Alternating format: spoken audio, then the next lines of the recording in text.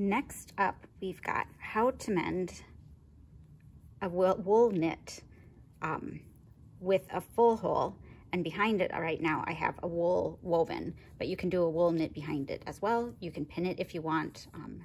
For demonstration purposes, I have a pretty large section of this, and the weight is a little heavier than the sweater. Sometimes I go with the same weight, but there are a couple of different ways to do this. The first one, I've got a needle that has some point to it because it's needing to go through fabrics.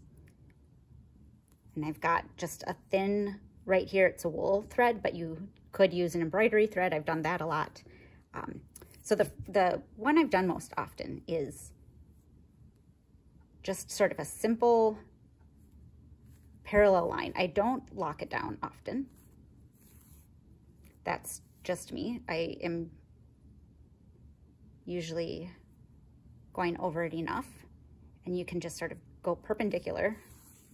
I think I said parallel, but I mean perpendicular. You can double up if you want, like that.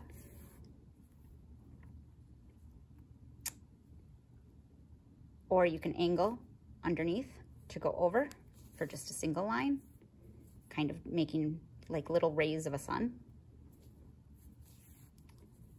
And this is a pretty quick mend and gives a little bit of a border.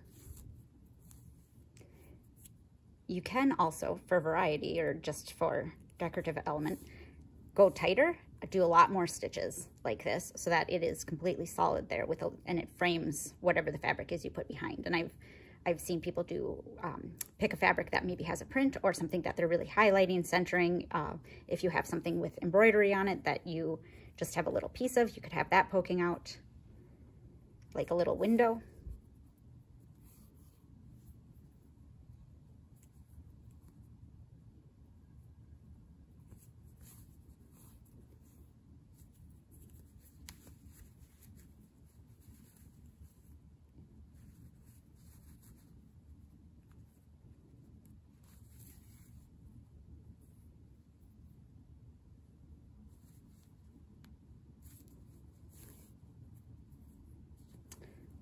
And you're back to the beginning.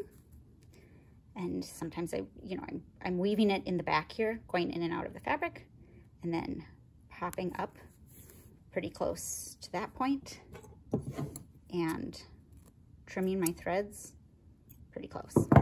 So there we've got a very simple complete hole mend that can be used on knits.